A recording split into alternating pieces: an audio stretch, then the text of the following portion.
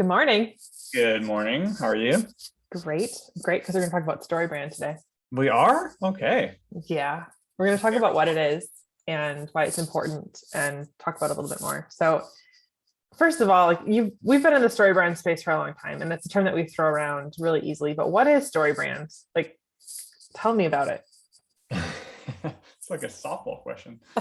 StoryBrand is a framework that helps you clarify your message. It's like the cookie cutter answer.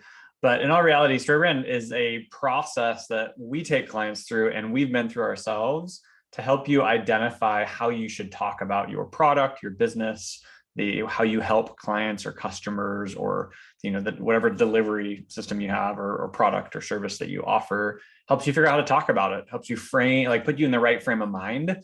Oftentimes that's what I love about the word framework is it's like frame of mind. Often it can be tagged onto that. And so we follow this process. There's 7 different parts of it, which I'm sure we'll jump into, but we follow this process to really help remove clients out of the main core message that they usually communicate. Because people buy products based on what they need to get fixed. They don't buy products based on how long you've been in business, or are you the only vendor down the street, or whatever that might be. They buy them because you're communicating with words what it is that you solve, or problem that you fix, or challenge that you help people overcome. I really like that. Well, this might seem like an obvious question, but why is that important? It's important because the last thing I said, people buy things based on words that describe how, what they're dealing with, right? So the problem they have, the thing they're trying to fix, the Google search that they made, the post that they put on social that they're trying to get a recommendation for this, or this, or, everyone's got problems they're trying to fix. And that might be whatever, a problem with your house and you're trying to fix a hot water heater, or an HVAC thing, or you're trying to do a house remodel, or it might be a car thing, or it might be a business to business type service that you're trying to launch a new website, or it might, there's so many different challenges that people are trying to overcome, some big, some small. And there's only really one way to figure out how do you cut through the noise, right? There's so many businesses at this point that are offering certain solutions that as a business, how do you communicate your solution the fastest to people so they understand what you're good at, what you do, how you're going to help them, and what life looks like after you've helped them. Yeah, so in a nutshell, people weren't being direct in their marketing and in their efforts, so they were wasting money and time because they weren't communicating in the right way. Correct. Yep, totally. And that's a lot. Well, you mentioned these 7 components of StoryBrand. Yeah. What are they? All right. So you start by kind of uncovering what it is that your customer wants. So the hero of your story, if you think StoryBrand, it's basically introducing principles of story and narration around story, how you communicate a story, and then putting that into a framework to let them put your brand through that. So you're communicating it. So 1, it starts with the hero. What does that hero want as it relates to the problem, obviously, that you solve? And then 2 is your problem. What's the problem that you fix, or the problem rather that the customer, the hero, has? And that's broken up into 3 different parts of it. There's an external problem that usually people are trying to fix. There's that's the thing that they're searching for, that surface level type thing. But usually that external problem is making someone feel a certain way. And so it might be, they might feel frustrated with something, overwhelmed by something, scared of something, whatever. And that's going to be that internal problem. And most people buy things based on internal problems, little pro tip. And so people, as you were able to communicate products and services and stuff as it relates to the internal problem, that's why people buy things. So you've got your hero, they've got a problem. And then the third piece is introducing you as the guide that helps lead them out of that problem. And so you, meaning the brand or the company or that individual customer, our customer rather, or our client. And how does that brand lead the hero or lead the customer out of the problem that they have? And then it's going to have a plan. So that guide has to lay out a plan. How are you actually going to solve the problem? And that plan has to then call you to action. It's got to ask you to do something. So that's going to be as simple as adding a product to cart online, or as simple as filling out a form to get a quote, or there's lots of different calls to action that would be kind of run through that plan. So you're communicating your plan, how you're going to serve the problem, you're calling them to action, and then that action is going to lead either to success, meaning they're going to solve the problem, it's great, or it's going to lead to failure, meaning they might not be able to solve the problem and it's going to be a bad scenario. So probably people on this call, I feel like I'm on a Zoom call. Sorry, life that everyone we're all leading. people that are watching this are likely familiar with the Allstate commercials. This is always the example that I usually try to bring it because people have seen it. And if you've seen it, or just Google it really fast, if you Google Mayhem, Allstate is going to come up. They have a huge campaign for years now on this actor or character called Mayhem. And they're choosing to create a brand narrative around the negative things that could happen if you have cut rate car insurance. And that's their kind of whole thing. And so they're trying to get you to understand that Allstate's better than the other guy. And so they kind of communicate a story that is that's the negative, like what could happen if you don't have the right insurance. So if you reverse that and run that through all different seven different parts, you're understanding who your customer is, the problem that they have. You're introducing Allstate in this case as the as the client or the guide rather, that's going to help them lead them out of the problem. They're laying out a plan that you should get better car insurance, and then they have a call to action of call now, fill out a form, go on their website, and then they're communicating afterwards out of that kind of negative or failure bucket, if you will, what could happen if you don't have the right car insurance. So that's all the 7 different parts. I think I hit all 7. I think you did. And I will never watch one of those commercials the same way again. Well, it's super funny as you get further and further into StoryBrand, and I've been drinking the StoryBrand Kool-Aid for a lot of years. It kind of disrupts your ability to read or watch movies or whatever stories, because you kind of understand the good stories, and usually it's the ones that have a legit problem they have to figure out, and then you watch for it. There'll be a guide that they get introduced to that helps them out of that problem, and then they're going to call them to a plan of some sort, and then they'll have some sort of action, and that usually will lead to success. It's literally like in every good movie and every good book or story that you've read, it's usually following a similar type framework. So yeah, it's super interesting. Yeah. Well, which of the 7 components did you say have the biggest impact on a brand success? I would say it's somewhere in between, flipping, lots of brands come out and they just use they talk about themselves first.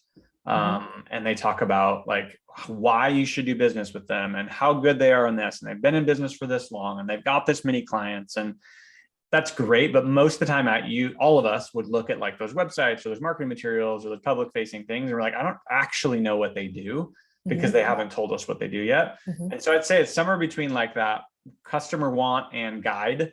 It's somewhere in those first kind of 3 components of the StoryBrand framework, where kind of flipping it and going, well, what's the client need? What's the problem they're what are they trying to get to? What's the problem they're going to have? And then introducing you as the guide to solve that. So just kind of flips that whole mentality of brand first to customer first. So if you look at every big brand, every Fortune 50, every Fortune 500 brand, for the most part, there's probably a few outliers, but for the most part, all of them are leading with their customer first and what the customer needs and the problem they're solving for their customers, versus leading with themselves. So I'd say it's probably the biggest impact is somewhere in those first kind of 3 components. And that's a really big shift, which I guess leads to my next question. Yeah. And it probably has a similar answer because of what I'm just realizing. But which ones are the hardest for a company to actually do on their own? Yeah, it's the first 3. Well, actually, it's the first 2. I would say the third one's usually pretty easy. You're the guide. Why are you good at what you do? That's easy to kind of answer some of those questions. A lot of it's really hey, how good at you are getting in your customer or your client's shoes and knowing what they actually need. Those questions are all there. The answers to all those questions are all there. It usually lies with your sales team, and they probably have answered, or your customer success team or whatever. They've answered the same questions over and over and over again to different people that call in, or people that request a meeting or a quote or whatever the thing is that you're trying to get them to do. But usually we spend, when we're working with clients, we spend the most time on those first 2. What the client or the customer wants, the hero of your story, what is it that they want? And then what's their problem? What's the challenge that they're trying to overcome? And then the rest of them are relatively easy, kind of they fall into place pretty quickly, because of the fact that once you've outlined those first 2, it kind of gives you that alignment or that direction that you need to go towards. I love that. I think that's super helpful. So obviously brand messaging, positioning oftentimes falls on a marketing team's shoulders, or, marketing decision maker or business owner's shoulders. And it's great to ideate these things and to come up with them, but it's hard. And so sometimes it's helpful to pull in somebody else. When would you say is a good time to recognize or acknowledge, I need help with this? And who can you turn to for help? It's a great question. Probably, I mean, honestly, it depends on how your team's set up. If you're going to do it on your own, that's great, but you likely need a team that's independent enough to be able to like actually well, like I said earlier, I suppose, put yourself in the customer's shoes and push back. Because oftentimes you're going to involve, VPs or some executives in the company or something like that to ask or answer some of these questions, which is great. But you've got to have a team where the culture is designed in such a way that that team that's doing it, so maybe it's marketers, maybe it's a copywriter, something that's on that team, can actually push back a little bit to get people to define more of their whys to why they're answering the question certain ways, versus just more of that directive culture where whatever this person says goes. Because it doesn't mean you're going to get a great message out of it if you use it as a filter to create your copy from, for websites, for market materials, whatever. If you're just going, well, yeah, this is what this person thinks, and so I guess we have to do that. So I would say it depends on how your team's designed. If your team's not designed that way, then I would have help. I'd get an outside perspective, because you're going to get a better product usually if you have the right partner, because of the fact that they're just able to look at it more with fresh perspective, or they could talk to clients or interview clients or whatever that is, comparatively to, like I said earlier, drinking the Kool-Aid, right?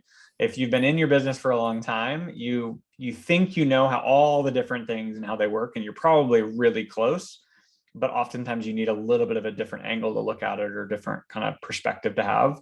And sometimes hiring an outside team can help get that. I'd also say speed. Internal teams they're gonna have a harder time because they're already full, right? They already have a full-time job. And so oftentimes if you need it done quickly and you want it done,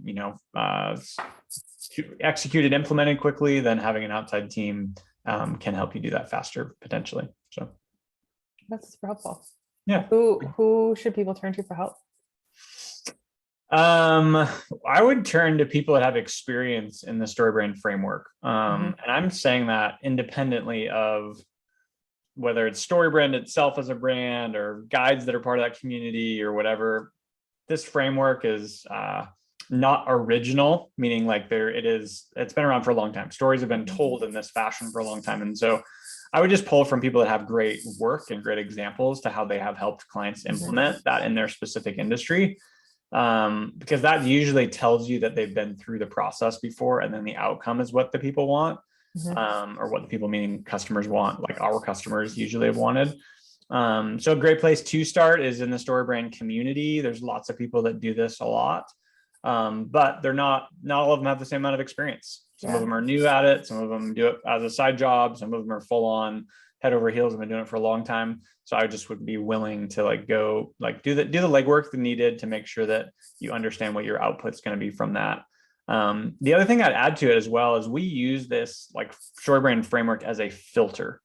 So it's not we're going through and essentially doing a messaging workshop for clients, helping them come up with their brand messaging.